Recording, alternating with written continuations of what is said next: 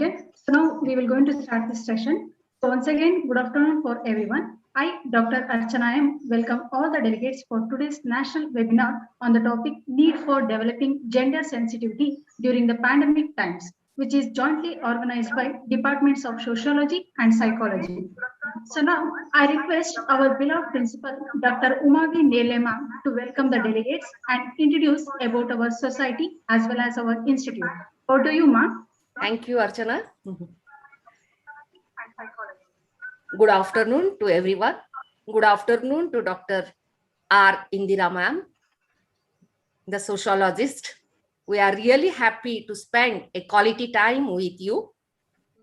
I, Dr. Uma, the principal of KLE's SK Arts and HSK Science Institute, Hubli, take this opportunity to welcome all of you for this national webinar.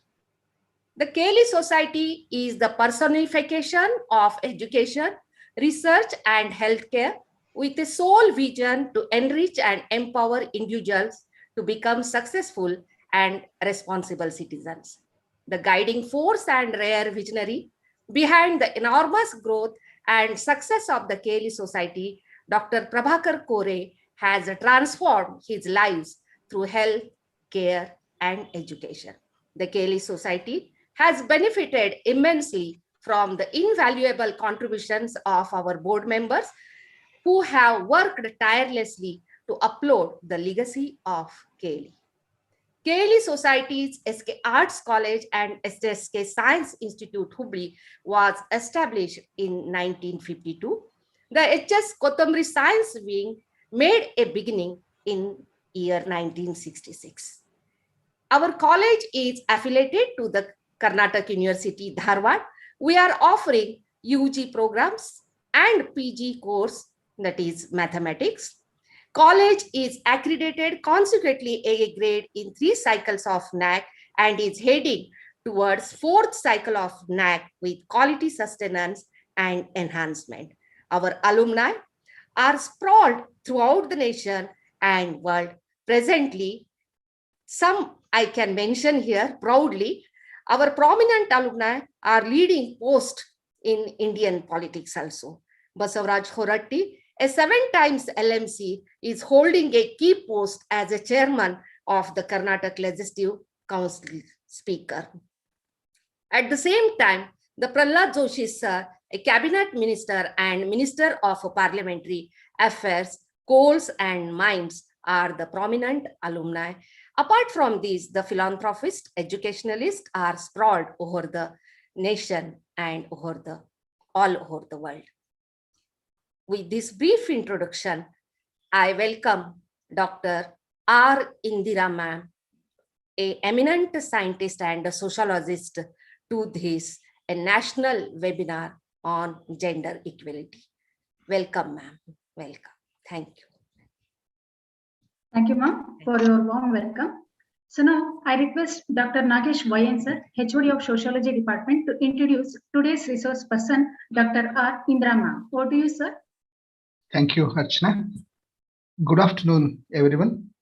Respected resource person Indira madam, our beloved principal, Dr. Uma madam, convener and head of the Department of Psychology, Professor Dr. Sunita Hangal madam, and organizing committee members, Dr. Siddesh, Dr. Archana, Dr. Lakshmi Jatin Gaudar, Asha Uppar and Rupa Ugrankar madam, and all the respected colleagues of our college.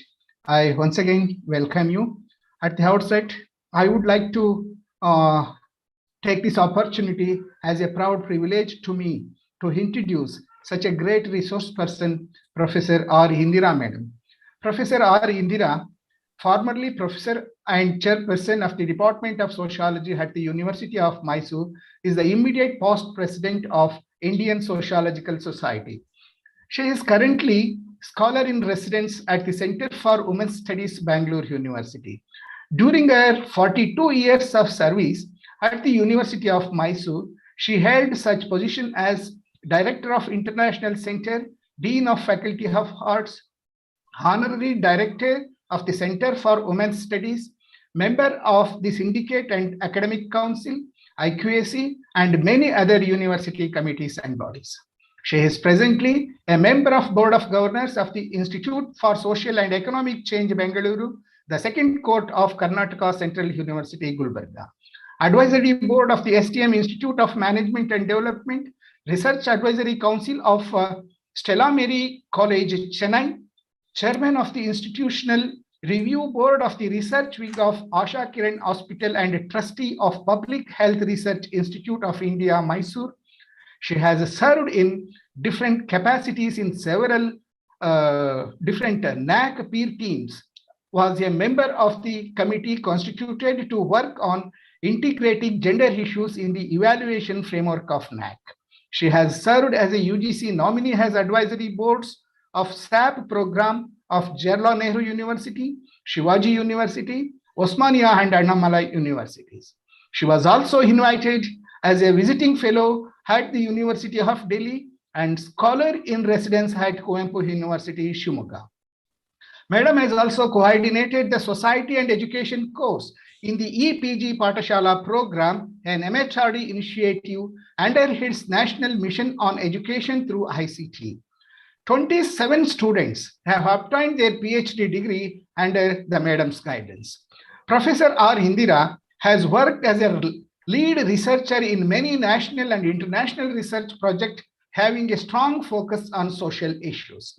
She has been a recipient of 2 Fulbright Fellowships from the United States India Foundation, India Education Foundation, Fulbright Postdoctoral Fellowship at Purdue University, West Lafayette, Indiana, and Fulbright Visiting Lecture Fellowship involving teaching assignment at the University of Iowa, USA, 4 Fellowship from the Shastri Indo-Canadian Institute, and Senior Fellowship from the Indian Council for Social Science Research, New Delhi. She has been visiting faculty at the Study Indian program of the University of Puget Sound, Iowa, Cornell, Delaware, Princeton, Michigan, and Florida International University in US. Mount Allison, Concordia, and Gulf Universities in Canada. She was conferred an honorary adjunct faculty position in international studies by the University of Iowa, USA. In recognition with her service to the mission of international program of the university, Professor Indira was among the 3 famous past Fulbrighters from Karnataka featured in United States Virtual Consulate, launched by the US Department of State in Bengaluru. Her research work with forest-dependent communities in the Joyda region of Uttar Kannada district of Karnataka, with a special focus on women empowerment, initiated by many reforms in the region that had been sublimed by the developmental projects for several decades. She has completed major research projects on development-related themes with a special focus on gender.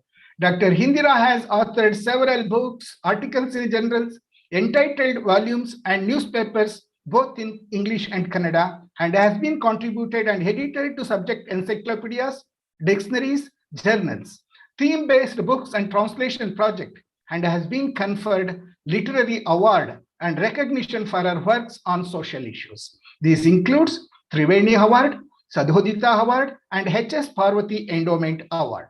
Recently, she was conferred the Distinguished Alumni Award by the University of Mysore Alumni Association, says the president of Samruddhi Foundation, an organization working for building capacities of women, young academics, and forest-dependent communities.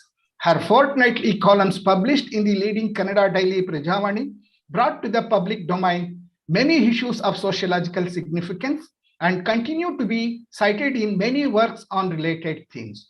She has lectured across the country in universities, colleges, research institutes, and civil society groups. Dr. Indira has recently completed the work on the English Kannada Glossary in Sociology being published by the National Transmission Mission as editor, and is currently leading a team translating Anthony Giddings' Sociology 6th edition into Kannada. She is also editing an English Kannada Glossary in Gender Studies, which would be published soon. Her felicitation volume, brought out in her honor by her students and colleagues, titled Gender Socio-Cultural Perspectives, published by Concept Publishers, was released in November 2019. A felicitation volume in Kannada titled Samajika Tallanagalu, Kalajigalu, Kanasugalu, a social tensions, concerns, and vision, containing 27 papers on the theme development, education, and gender were brought out. So it is too difficult to me to introduce such a great personality as an administrator, as a teacher, as a researcher, as an educationist within a few minutes. With these few introduction, I would like to introduce and present before you such a great personality, Dr. R. Indira Madam, as a resource person to this national level webinar to enlightening us on the topic, the need for the developing gender sensitivity during the pandemic. Madam, on behalf of KLE Society, on behalf of principal and all the staff members and organizing team, once again, I welcome you, madam. Thank you, Ananda. Over to you, Archana. Thank you. Archana, over to you. Okay. Thank you, sir, for the introducing of today's resource person. So now it's time for a technical session. I request today's resource person, Dr. Indra ma'am, to take over the session. Over to you, ma'am. Okay. Thank you very much. Elrigu namaskara. Thank you for the very nice, warm introduction. It's very kind of you to say nice things. I'm only a student still learning. ನೀವು ನನಗೆ ತೋರಿಸಿರುವ ಅಭಿಮಾನ ಪ್ರೀತಿಗೆ ನಾನು ನಿಮಗೆ ಧನ್ಯವಾದಗಳನ್ನ ಅರ್ಪಿಸ್ತೀನಿ. I understand that there are many friends from other states, so I'll mostly confine myself to English, but I'm comfortable speaking in both languages. So if my friends here want me to respond to them in Kannada for on any issue, I'll definitely do it later. Ever since the pandemic broke down in 2020 of, let us say, end March, one thing that has happened in the academic world is the virtual opportunity, as I call it, to speak on the pandemic and many other related topics and meet a large number of friends, whom otherwise perhaps we would not have met had it been for a face-to-face meeting. And so I don't look at only the negative side of this virtual platform, because ನಾವು ಎಷ್ಟೇ ಕಷ್ಟಪಟ್ಟಿದ್ರು, ಎಷ್ಟೇ travel ಮಾಡಿದ್ರು, ಒಬ್ರನ್ನೊಬ್ರನ್ನ ಇಷ್ಟು ಅಧಿಕ ಸಂಖ್ಯೆಯಲ್ಲಿ ನೋಡೋದಕ್ಕೆ ಮತ್ತೆ ವಿಚಾರ ವಿನಿಮಯ ಮಾಡ್ಕೊಳ್ಳೋದಕ್ಕೆ ಅವಕಾಶಗಳು ಇರ್ತಾ ಇರ್ಲಿಲ್ಲ. However, the virtual mode has its own limitations. We'll not talk about that now. Perhaps one of the themes on which I have spoken the largest number of times in the largest number of webinars is on looking at the pandemic from a gender angle. And initially, when the COVID-19 pandemic broke out, and there was a lot of fear, not that the fear has disappeared today, sorry, at least we are a little more informed today than we were last year. Aga enagittu, our main objective was to run away from COVID, escape from COVID, and we looked at it only as a medical issue. We saw that as a health problem. Aga, there was no question of getting the right medicine, and vaccine was still out of question at that point of time. Here and there, we heard that vaccines might be developed, and we could only hope that it would happen sooner or later. So when we were so caught up in discussing and looking at COVID as a health-related issue only, questions of gender, questions of poverty, questions of location, questions of migration, all these did not take the front seat. But over a period of time, what began to happen was that at least people with sensitivities began to realize that COVID-19 had to be discussed not simply as a medical issue, not simply as a killer pandemic, not simply as something from which we run away and hide ourselves and not meet with anybody, but it has to be looked at from various socio-psychological dimensions. And one of those both in social and psychological dimension, there is a gender angle. So then you see, as time passed on, very serious questions began to be asked on whether COVID-19 has a differential impact on men and women, on men, women, and third gender, etc. Then now it's very clear. A lot of research has already been done and several good publications have come out. In fact, all UN organizations, whether it is WHO, whether it is, name any UN agency, they have all talked about how the COVID pandemic has actually affected certain people more than others. So it's in this context that I want to place before you today some very critical issues relating to the need for being gender sensitive during the pandemic times. Now, pandemic, I look at it like this, has to be viewed from three different dimensions. One is, what was the situation before the pandemic? What was the situation during the pandemic times? Though we are talking of post-COVID, none of us knows when that period will actually start. Especially when the second wave, broke out, we saw that there were many who took extreme care of themselves. There were those who had taken the vaccine. There were those who lived in the utmost comfortable conditions. They had quarantined themselves. But yet, many of them lost their lives. Earlier, there was an impression that, COVID generally went and hit the migrants and the poor people, the vulnerable, etc. Vulnerable, true. I don't deny that. But now the second wave experience has shown that class, both rich and poor, both urban and rural, both extremely well-to-do and those in extremely poverty-ridden conditions, everybody has been affected. So I don't think the COVID time is over as yet. But whenever we talk of COVID and gender, we have to talk about what are we going to do in rebuilding the lives of those affected by COVID. So when you look at COVID, we classify it straight away into three different time zones. One is prior to the onset of COVID also, gender was an issue. It is not that suddenly it has cropped up.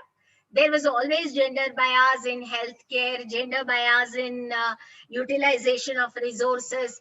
There was always a gender bias in who became a victim of what kind of health problems, etc. So, and during the COVID times, there are umpteen examples that I can give you how girl children and women and third genders are affected much more than anybody else. And of course, let us all hope, because we all have to live by hope, that there is going to be a post-COVID time soon. And when there is a post-COVID situation, how are we going to address this gender question in rebuilding the lives? See, because of COVID, two things have happened. One, our lives are affected. And for a large number of people, livelihoods are affected. For 20% in government service, who get their pay, whether there is office or not, whether there is college or not, whether there is, work in a formal setup or not, the largest number of people in this country have been affected, have been hit very hard economically. So when analyzing the impact of COVID, we cannot, treat everybody in blanket terms. This is the first point that we all have to realize. And why are we talking of gender sensitivity? Because you see, whether it is a human-induced calamity, or whether it is a natural calamity, women, I know when you talk of gender sensitivity, generally the discussion is expected to center around women. But I would also like to make it clear that when we talk of gender, along with male and female, let us also keep in mind the third gender. You call them the sexual minorities, you call them the LGBTQ community, who are affected much more than anybody else. Because along with other issues of poverty, homelessness, lack of support, they also carry a stigma which is put on them by society. So gender, simply means, it's a cultural construct. We are all born with a certain biological orientation. That is correct.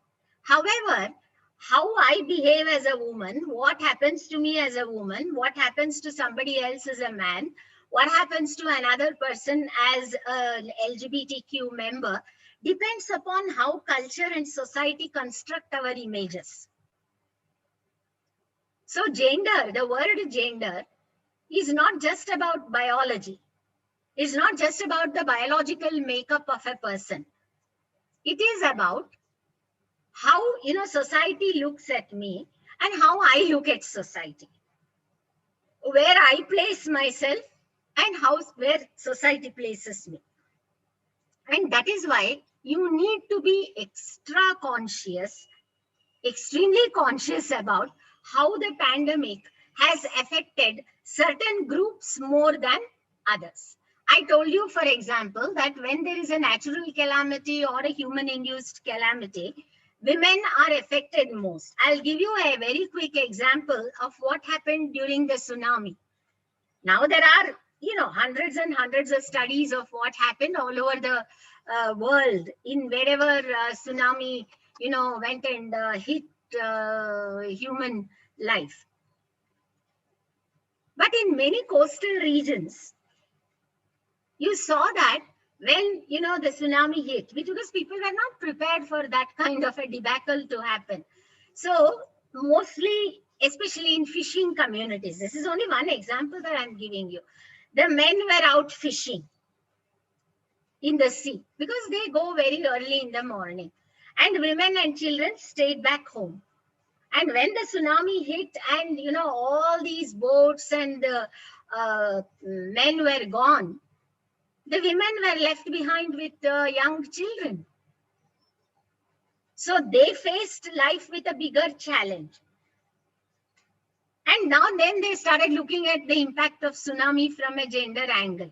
So gender sensitivity is a word that we use to explain how you have to look at life itself differently from the perspective of men, from the perspective of women, and from the perspective of the sexual minorities or the third gender.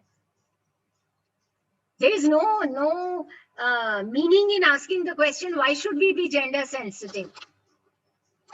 Because life affects these genders differently. Why do we say today, just this morning, I was reading a report somewhere that, in the vaccine opportunity distribution, except in a few states in India, more men than women had taken the vaccines. I'm not surprised because this is basically a health issue and it is yet to be tested when more data are released. But initial reports, that's a particular article said, showed that except in a few regions of this country, more women received, the vaccine as compared to women. You can't just put it off and say, why? Oh, so what? See, there are cultural reasons for that. There are gender-induced reasons for that. Within the family, for example,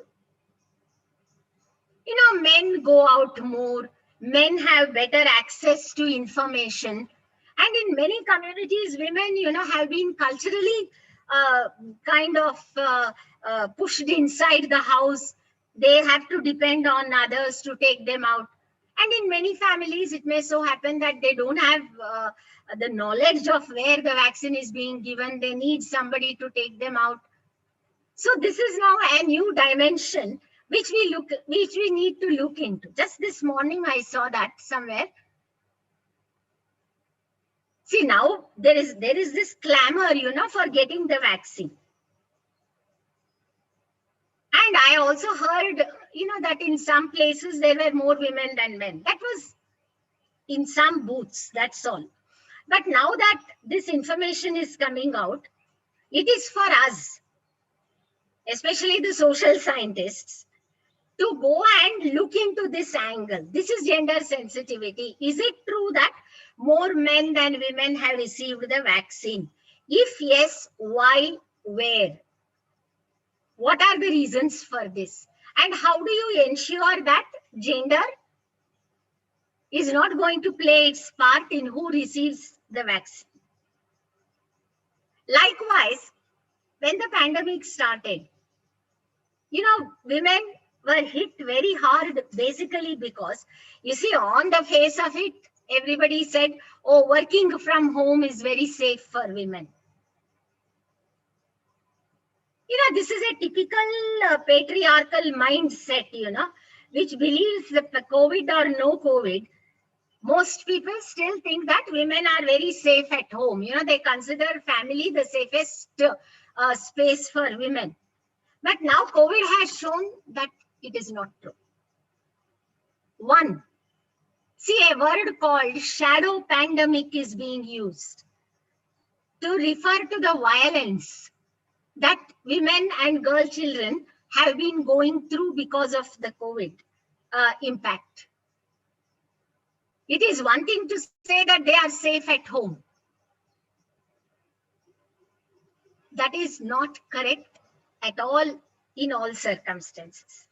You see, today data have been clearly demonstrating that calls to women's helplines, calls to commissions, state and national commission for women, have all increased. Because, the lockdown, as it was called, on the face of it, the lockdown looks very a simplistic solution to COVID-19 spread. Okay, stay at home, be safe. We are going on hearing this all the time, day in and day out. Social distancing, stay back at home. Mask is fine. I have no dispute about that. But, you say stay at home, you will be fine. But what does home mean? Are all women who are staying at home safe? No. There has been an increase in domestic violence from family members. Domestic violence is not something new that started off right now. It was always there, but there are many examples of how domestic violence has increased. Number two, when schools were closed, I'm now talking of girl children. When schools were closed and girls were forced to stay back at home, some very terrible thing that happened was there was an increase in cases of early marriage. You see, there is a direct relationship between age at marriage and girls staying long in school. In fact, in the state of Karnataka itself and in many other parts of the country, there was a kind of hope that was being created that more and more girls are now staying longer in school. Otherwise, generally, the data would show that as the level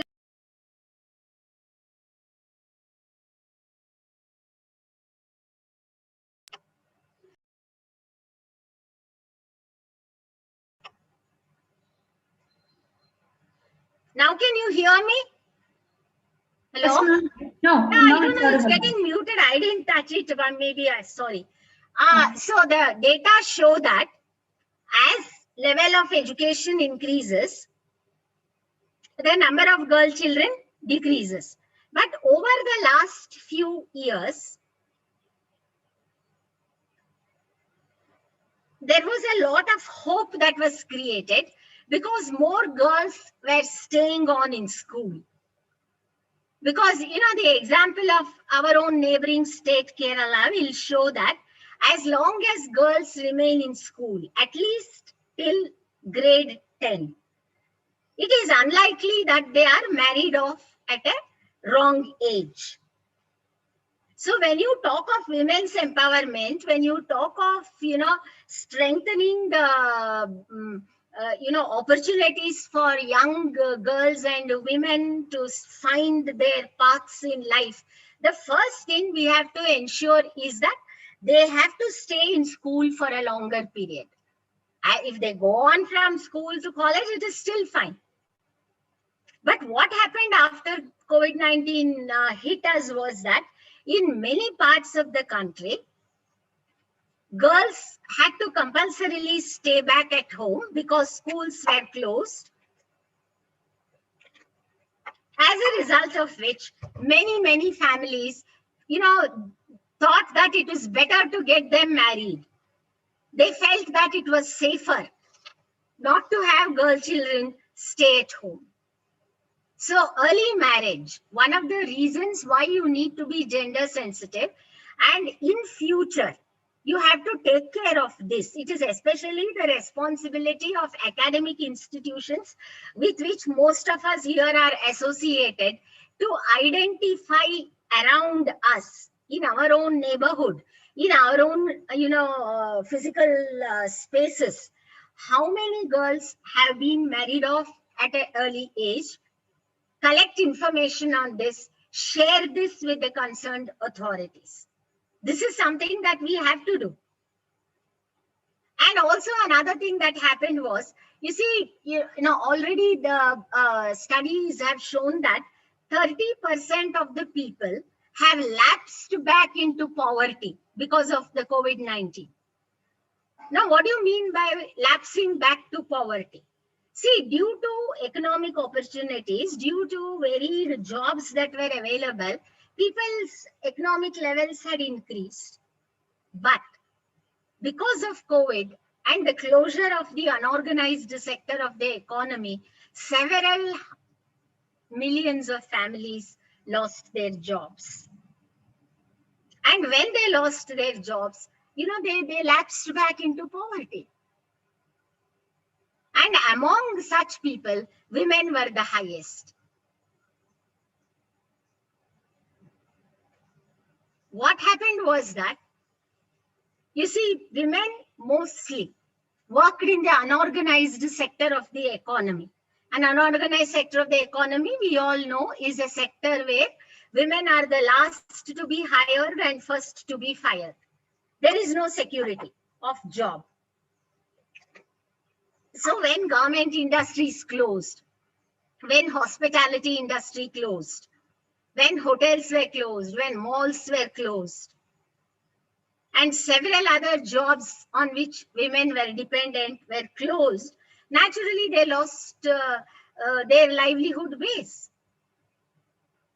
So gender sensitivity is required here. Being aware of the impact that COVID has had on gender is important because women, it is not that men were not affected. Please do not interpret what I'm saying as being a female bias or anything like that. It is that women always suffer more. They are more hungry. They are poorer. They bear the brunt of any sudden calamity like this more strongly than men because there is already a gender bias inherent in our society. So they lost their jobs. They came back into a state of poverty. And, you look at this online education, another area where not much is being talked out is about how this online classes, what kind of an impact they have had on girl children and many female students. It's very easy, to say, okay, if not physical, classes, go for online education. Yeah, I'm not contesting that online platform is an alternative. But how many of us have asked the question, how many girl children, how many women have access to internet in this country as compared to men? Now you see everybody with a mobile phone. But it is not possible that every mobile phone has the facility that is required to access online classes.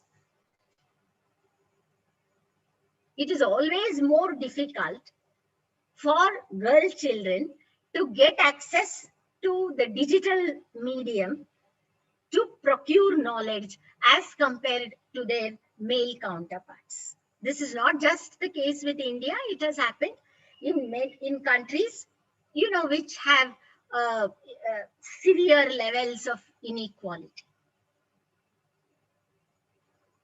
They are not able to access online education because they don't have digital access, as it is called. We are already familiar with the word digital divide, but the digital divide becomes more serious in the case of girls because they don't have that access. Always you see, when it is transmission of knowledge, when it is providing such opportunities, even today in society, there is a gender bias. So now it's established beyond doubt that by the time, this whole pandemic's impact begins to be felt very seriously, millions of girl children will be out of school. This is true of Africa, this is true of India, simply because not that they want to be out of school, but there's a kind of discontinuity. Take the field of education itself, because I have always believed that education is the greatest strength for, for women, for establishment of gender equality. And that is two things: economy, education, and health. When you're talking of COVID in relation to gender sensitivity, these are the three areas: education, economy, health. So now I'm saying education, which was kind of had opened up opportunities for them to achieve what we call social mobility. Those paths are closing. In first place, many children, and it includes both boys and girls, were not even able to go to school. You are only talking of those whose schools are closed. But for now, even fresh admissions to schools have been hit very hard because schools did not open. Parents were not ready to send their children to school because there was that innate fear. Now, second level, those who went to schools could not go. So they were at home. And girls were more hard hit because, of the threat of early marriage. And the third thing is their digital access was limited as compared to male children. And the number of cases of early marriage, because schools were closed, and even the Department of Social Welfare, for example, and there were all those, workers, field level functionaries, who kind of kept a watch on this factor of early marriage. Most of them were put on COVID control duty. So actually the kind of informal social controls that were there in rural areas went loose. So, and another thing that has happened is that I am totally for cutting down expenses on marriage, simple marriages, home-based marriages, etc. Now, there is a lot of data that is coming out that the home-based marriage, that needs to be questioned and seen from a gender angle. See, this is gender sensitivity. Very, at an ideological level, we say, okay, they invited only their relatives. There was restriction on the number of people they could invite for the marriage, etc. Because if an early marriage is done in public, then everybody would come to know, somebody at least will complain. But now it has been slowly coming out that many of these home-based marriages are also illegal marriages. Now, this is for us to find out. This is for us to question. This is where, the intervention of people like us is required. And another thing, as I said, was when school access was cut. You see, this is something which many people refused to believe when it was started being discussed. See, the closure of the schools, the stoppage of the midday meal scheme also affected the educational aspirations on attainment of girls. They said, oh, no, that is not possible. No, it is possible. In many, many poor households, the food that was given to children, in the school, the milk, etc., and that the supplements that were being given by the midday meal, the whole scheme as such, when that access was cut off, many went without food. So you see how education was affected, how physical spaces, when they shrink, when physical spaces shrink, when, with girls, Dr. Patnaik, I have seen that. Once I'm finished, maybe we can talk about it. So when physical spaces for girls are shrunk, it's a serious danger because women's networks are cut. This is something I have been thinking about and talking and writing about. You see, when lockdowns are brought into force, now I'm coming to a new point, women's networks, as I call them, were cut off. In fact, the WHO has spoken about this, relating to girls, when it said, when girls go to school, they get an opportunity to talk to their friends, talk about many matters which are important to be discussed, especially in that adolescent age. Actually, the school is not just giving us, education that is found in textbooks. Schools are also places where we discuss, where we learn, where we unlearn. So one of the dangers of the pandemic for especially adolescent girls and whose social networks have been cut off is that they have no information access. Now coming to economy. Economic, as I have already brought out this topic. See, most women were in unorganized sector, especially the garment sector, where large dependence of women on the garment industry. And across the world, in many, many countries, garment industries closed down. And they were simply thrown out of work. In a country like India, it is said that 40% of the households are run by women's earnings. And suddenly when you throw them out of work, what happens? Their livelihood gets affected. They were actually taking care of their families. The family depended on them for survival, for subsistence, sustenance, whatever you want to call it. And look at the situations of women in migrant communities. And migrants in general were affected. But, women among the migrant communities who were working as labor, construction labor, or labor in plantations, or labor in some other sector, they were literally put in the streets. See, giving food packets, distributing food, etc. I'm not undermining its importance. I'm not saying that is, and I'm not putting it down or anything. But then, how long? And many of them were forced to go back to their respective home states. And many who went back home suffered greater violence because they were without any economic support.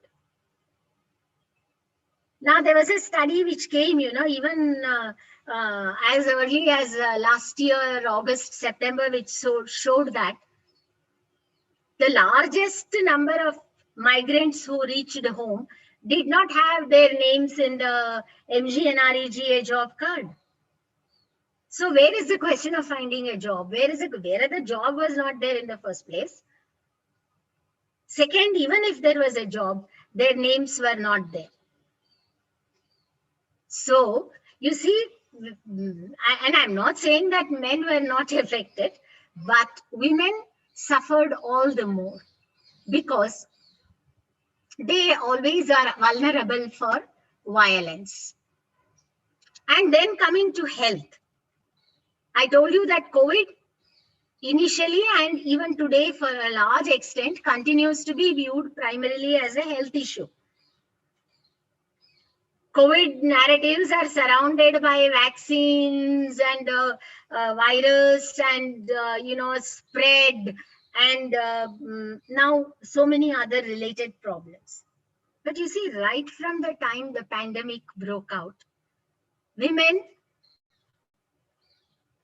suffered the most because, you see, a large number of women depended upon public health care. It's very easy to say, you can go to a private hospital, but it is expensive. Where is the money?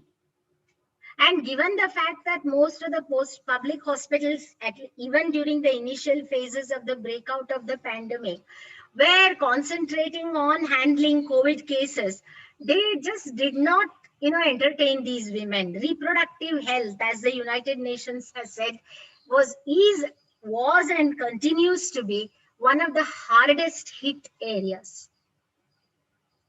And in India, if you just look at the health system, the transfer of healthcare from a service sector to a commercial sector, and the fact that in India, after the era of economic liberalization came in, both on health and education, public spending decreased. See, very recently, this is one such case. There will be thousands of cases like this. Somebody whom I know, was found COVID positive. An elderly person had to be hospitalized. And this happened, the breathlessness became very severe in the middle of the night. So when they called up the COVID centers, they said no space. Finally, with a lot of effort, they found a private hospital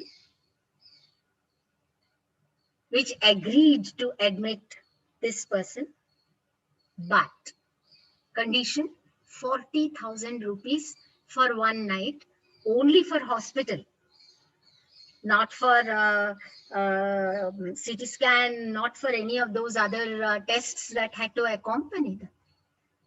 Imagine. In that particular case, it worked out because her children were placed in good positions. They were ready to pay. But what if this happened to a large number of poor women or poor men for that matter? 40,000 rupees is not a small amount, okay? So, you see, when it comes to spending on private health care, You need to look at this whole issue with a lot of gender sensitivity. And the third genders, they were not even entertained anywhere. They said, no, you are the people spreading. Migrant, there's a word called super spreader, which gained currency during the pandemic.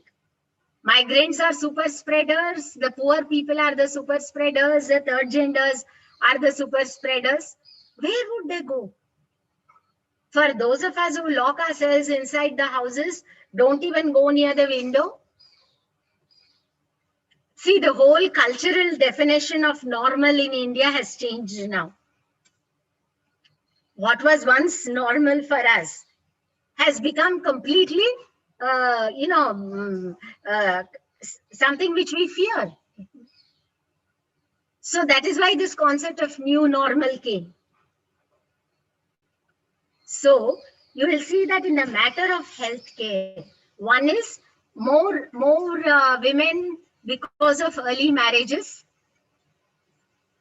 had to, reach this childbearing and rearing stage. Early pregnancies and early childbirths. They were not prepared for that.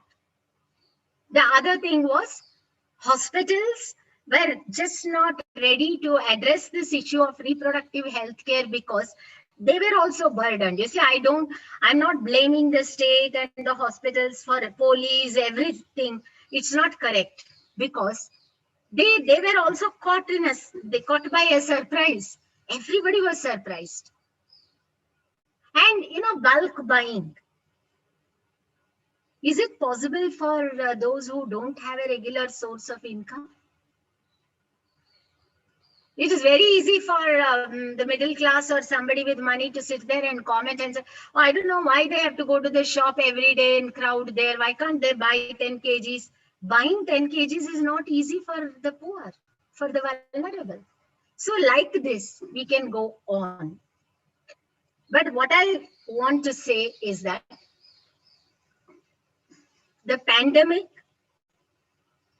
has affected everybody in some way or the other. The rich, the poor, the men, women, third genders, the rural, the urban, upper class, middle class.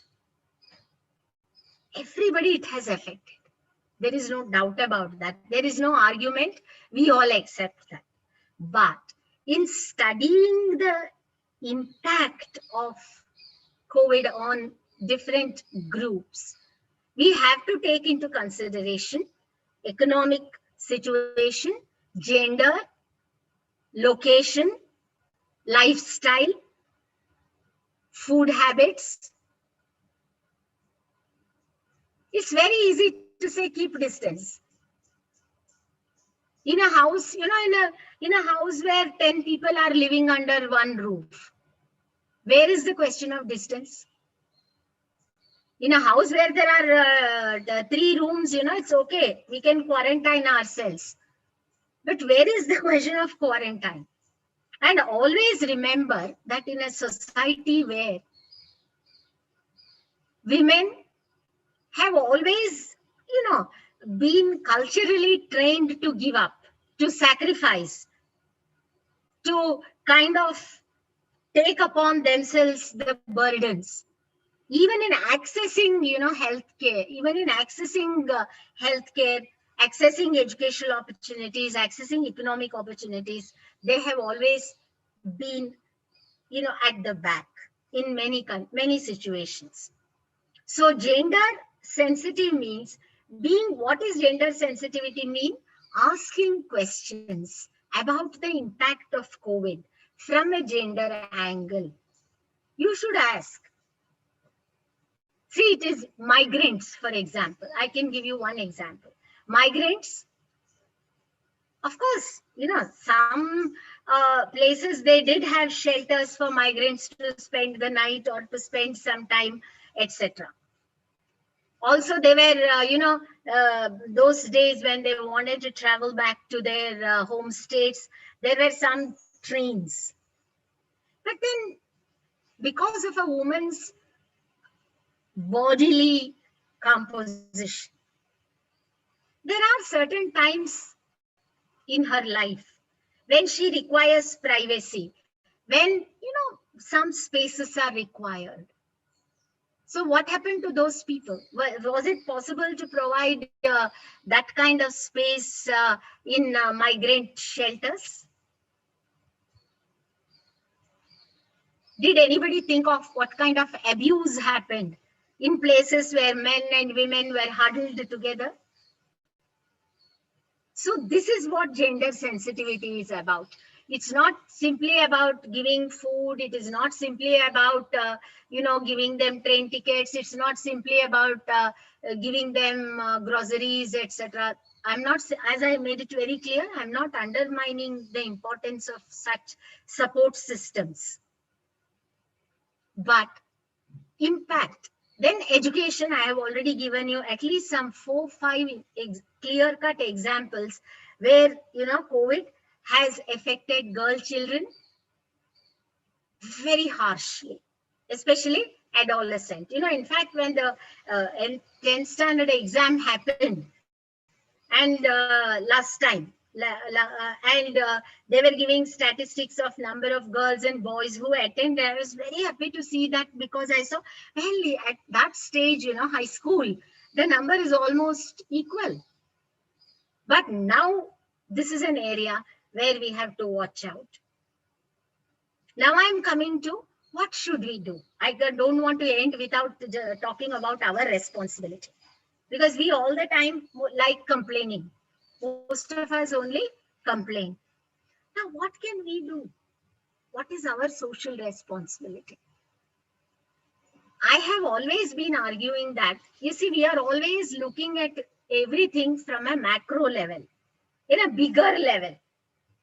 Let the government do, let corporation do, let district administration. Yeah, they all have their responsibilities. I don't want to argue on that. But what have we done as a neighborhood? What have we done as an academic institution? What have we done, at least those of us who are staying in comfort zones? What have we done? Giving some money is not the ultimate.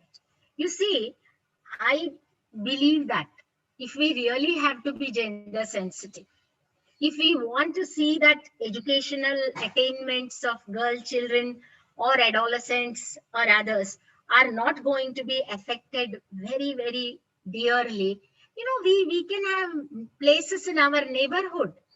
Okay, extreme situations of the pandemic, we need not get together like that. But we also have to think of rebuilding lives. It's one thing that, you go from first standard to second standard to third standard, just push them till the end. Afterwards, now think of their future. What is our contribution? So can we not have a place in a neighborhood where, we bring our women, children, sexual minorities, third genders, another place for men. Certain times that kind of segregation is required, and share our knowledge, our resources. See, there was a time when many of these colleges and schools spoke about their state-of-the-art facilities. Now I see that many of them are not even responding. For publicizing, for making money, for getting rich people, it was a state-of-the-art facility. You have the best smart classrooms, IT, education, etc. Come on, come and share it now with the people. Give it, bring children from the neighborhood. I'm sure many neighborhoods have such schools. There is enough money there. Bring them over. Share a little bit of your physical resources, human resources with them. Keep a watch. The least that we can do is to keep a watch, as I told you, when girls are being married off, when silently laws are being broken. That is the least we can do.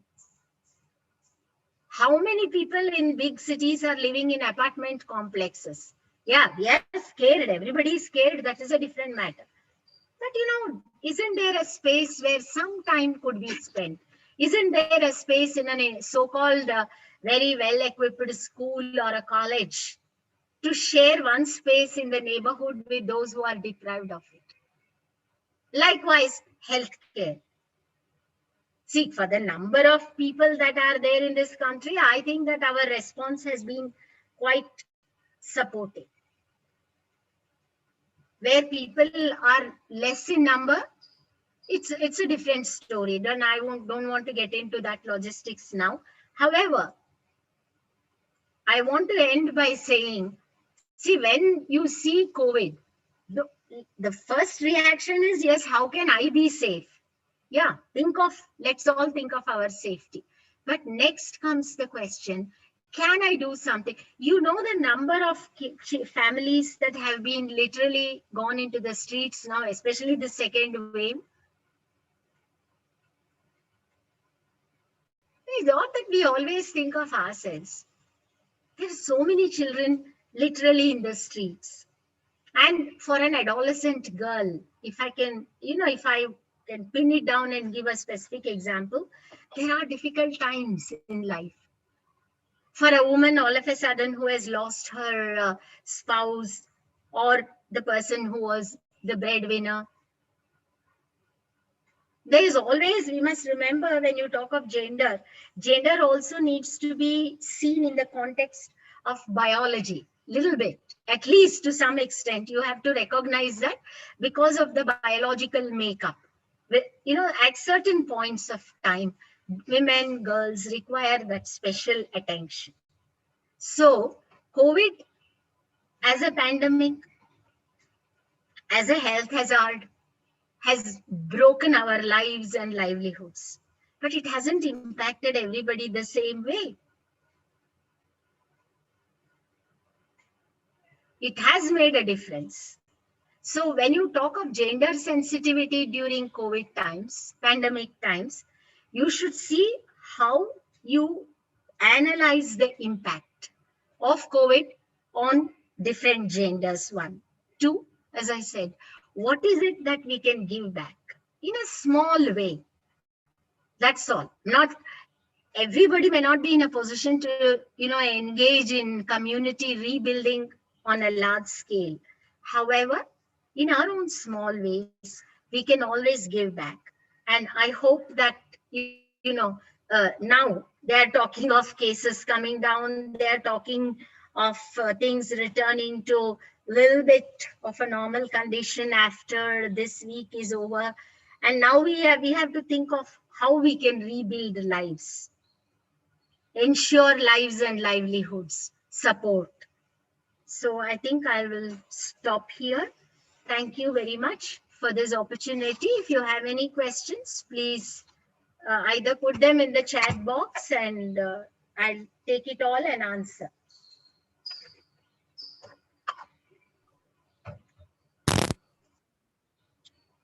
Thank you, ma'am, for your wonderful speech and sharing the knowledgeable information. So now it's time for an interaction session. I request Dr. Lakshmi and Jatin Gaudar, ma'am, to take over the session. Over to you, ma'am. Lakshmi, ma'am. Yes, thank you very much, Archana madam. So it is time for question and answer session. So some of the participants, they have asked their questions in the chat box. I shall read out them, ma'am. Okay. Yeah, please. Hello. Hello. Okay. Says the host. Lakshmi, ma'am. So just a minute. One of the participants will going to share his opinion directly. So first, he will start. So it's Dr. Patnaik, sir. You can start. Good afternoon, ma'am. Good afternoon. Ma'am, it's wonderful to see you after a long lapse of time. I'm very happy that I'm interacting with you, and I express my heartfelt gratitude to you for giving such an insightful talk on this very important topic of gender sensitivity in the pandemic. I have some queries regarding rather, I must say that these are my, confusions or rather my doubts. You said that we need to go beyond the exclusive perspectives of either men or women or third gender in order to understand the gender perspective in this pandemic. But when we go for policies or the programs, so that it always becomes a target specific, for the, whether for women or whether for children, whether for the third gender or something like that. So don't you think that it's more analytical than real? Number one. Then number two is how to rebuilding life or reconnecting the lost networks. Don't you think that it's only the civil society, or what we call the Nagarik Samaj, that they have to put in their weight behind all these, or should we always depend on the state for that? Because state has got its responsibilities, but we need to remember our part of the duty. So these are my confusions rather than doubts, rather than queries, because I can't question, because you have so clearly cleared the points, made your points very clearly. So these are just my confusions or doubts. Could you please clear that, whether such specifications or going beyond the specifics of gender or exclusive categories of gender, is it not just analytical than real or something like that? Because we go for target specific approach. Thank you for those questions. I'll answer your second question first. I think I already said that, that it is the civil society that has to be responsible. Of course, especially there is a lot of blame game that is happening, and it was happening even when it started. And the state also, we should see, has invested a lot of its energies, human energies, financial energies in COVID, which was because it was unprepared for that. So I always believe that at a level of the neighborhood, at the level of a street, for example, at the level of an apartment block, if we are living there, it is for us to come together and see what we could do, however in small it is. So I think it's not a question that you have asked. I'm with you that it is the civil society that has to play a major part. That is why I said, education or physical space or whatever facilities we have to share. See, one thing in many of the formal organizations, I'm sorry that I'm not personally or anything attacking anybody, but I'll tell you, for those in the government sector, right, whether there was work or not, whether offices worked or not, everybody got their salaries. Am I right? But for housemaids and many other, informal sector workers, the moment the lockdown was imposed and people didn't want them to come to the house and all that, many of them did not even pay them their salaries. Here you are not blaming the state, okay? But that is the least that we can do. When I am not working and still getting my salary, what about, how a lady who comes and helps us in our house, for some, because there is no transport, because you don't want to have people who come by bus coming into your house, you don't want them to come and, you think that there is no distancing. But the least that we can do is we can continue to give them the money, because otherwise where will they go? So civil society, I think, has the greatest responsibility today. I'm not saying state can absolve itself, but I don't think there is any point in blaming them. And I already said that. Regarding your first question, analytical and real, I don't know what see, even policies for that matter. I am firmly of the opinion that we already have too many policies in India. if only those policies are properly implemented, and all these divisions in our society based on class, caste, gender, rural, urban, whatever have been dealt with, the impact would not have been so severe. But however, even in formulating new policies, I think that the needs of different genders, the needs of different groups must be taken into consideration. That cannot be completely overlooked. It has to be there because COVID has had a differential impact on different groups. Common, yes, facilities, common things are there, but certain other issues when it comes to, I think that gender becomes a focal point, according to me. Anything? I hope I have answered your question. Idya bere chat box alle? Excuse me. No, Lakshmi ma'am will ask, ma'am. Yeah. Keli. Shall read out, ma'am. So this Yeah, is please. So this is question from Harshit Wayan. What are the policy recommendations to narrow this gulf between genders and to address their grievances? No, I don't know if this is a general question. I would say policy recommendations are already there. That is what I said, no? Policies are there in plenty in our country. There are hundreds of policies to reduce gender gap. But always you see between policy formulation and policy implementation, there is a huge gap. So actually in both in formulating policies and in implementing policies, if only the people with a real knowledge, people with real experience, people who can do something are involved, there'll be change. But unfortunately in this country that is not happening. But policies to reduce gender gap, there are ever so many.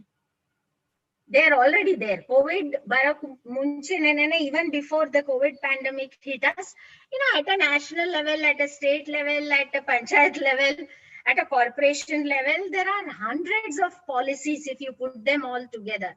But the more important issue is how are they going to be implemented?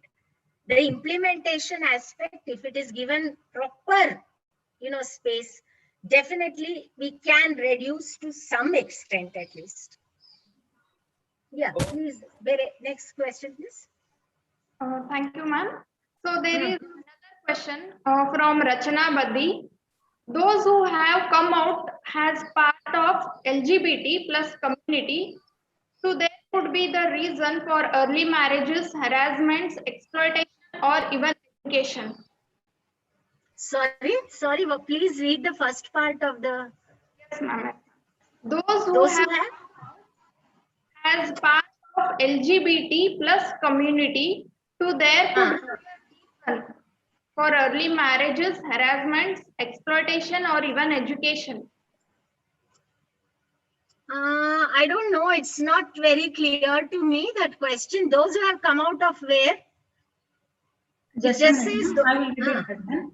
So those who have come out as a part of LGBT and community, to there could be the reason for early marriages, harassment, exploitation, or even education. I don't know exactly. Whoever asked me this question, could you please explain what you have in mind? Just a minute, ma'am. I will unmute.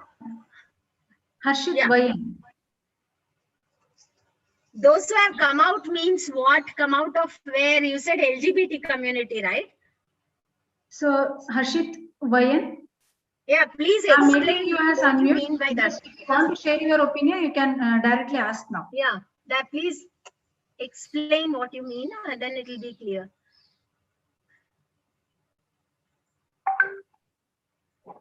No, ma'am, he is not responding.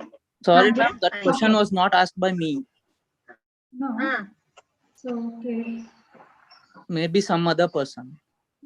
Okay. Just we will. It's okay, ma'am. I will check that one. Okay. Because I'm honestly, I couldn't catch the meaning there? When you say those who have come out from where is what I want to know. Ashtu gottaglilla nange. Yeah, please. Ma'am, it's Rachana Buddy. Madam, she is a YouTube participant. The question Okay, fine. The question is, those who have come out as a part of LGBT plus community. LGBT plus community, to that could be the reason for early marriages, harassments, exploitation, or even education. I don't know what you mean by come out of the LGBT plus community and early marriage, education, etc. Well, there I look at them as two different issues. One is, LGBT as compared to others is a smaller number. See, the LGBT community as compared to other girls who are being subject to early marriage, etc., are a smaller number. But I still don't see the connection between those 2 points that you are raising. Yeah, please, there a question? No more questions are there, ma'am. No more? Okay. No more questions are there, ma'am. Thank you, ma'am. Okay, thank you.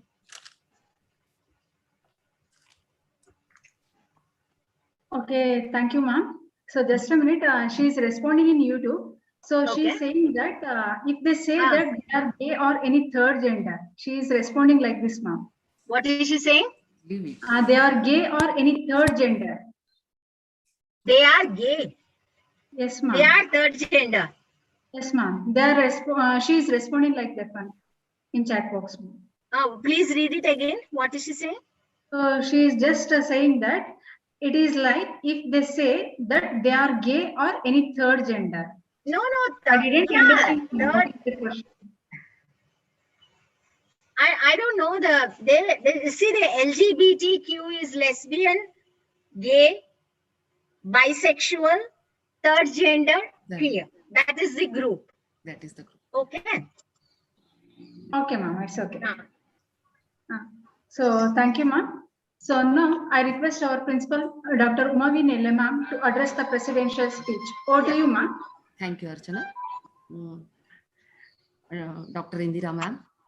1 hour, what you have highlighted, that is gender sensitivity. Yes, the gender sensitivity is not after pandemic. It was earlier also. And the 3 points you have said, that is education, health, and economy. We as a citizen has to look after anything, not only the COVID, but before that also, like a tsunami or whatever it will come. We as the citizens has the most responsibility. And for example, very wonderful example you have given, a servant when she is not coming during the COVID, what action you have taken in the apartment, in the society, or in the home. So this is the first step where we can help not only government, but we can start with a very small work to helping our maid. So that is a really wonderful, ma'am.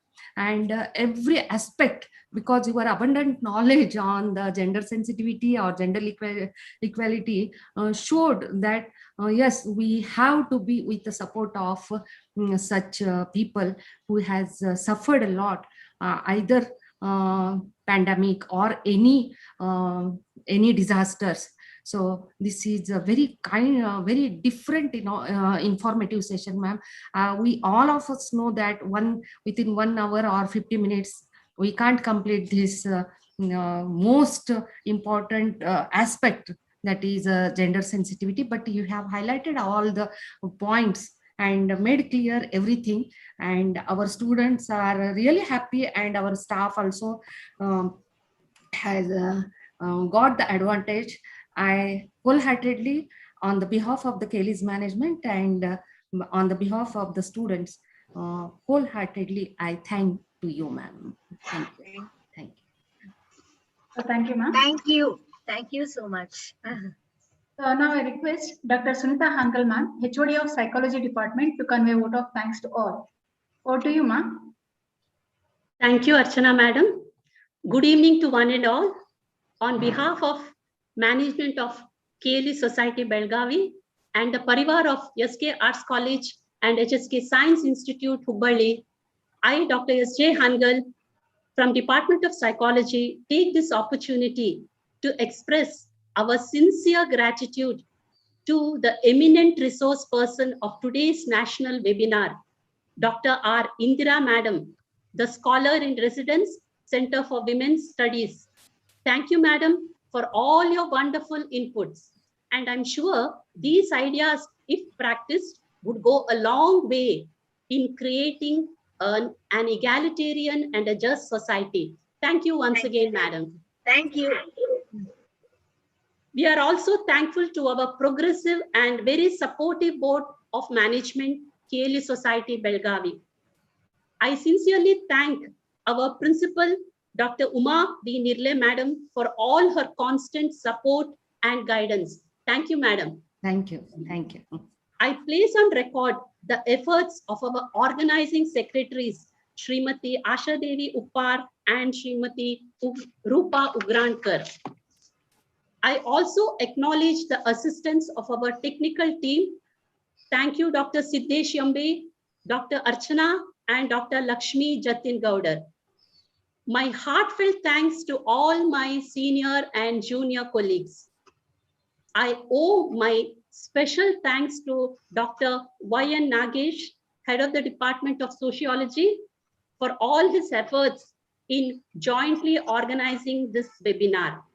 Last but not the least, I sincerely thank each one of the participants from all over the country and our dear students for participating and being our co-travelers in our journey towards creating a just and tolerant society.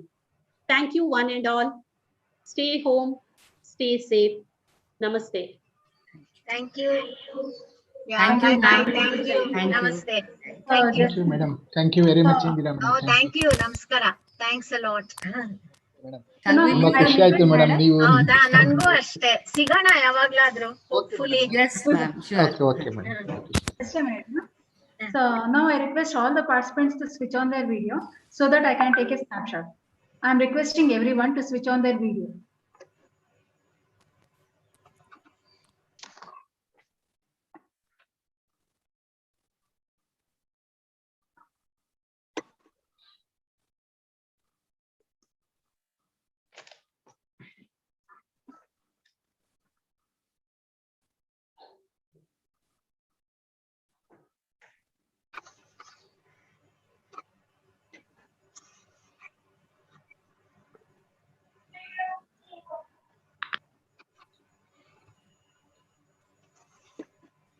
ಆಯ್ತಾ? Okay Just a minute. Okay.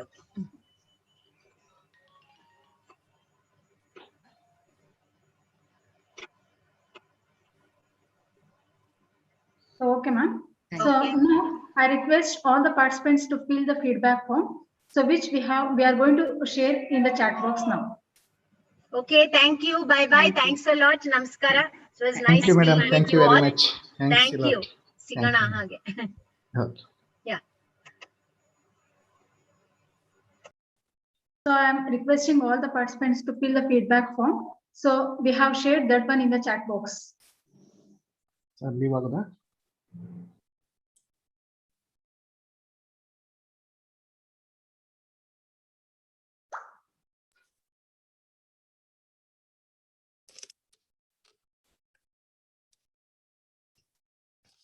Also like to inform that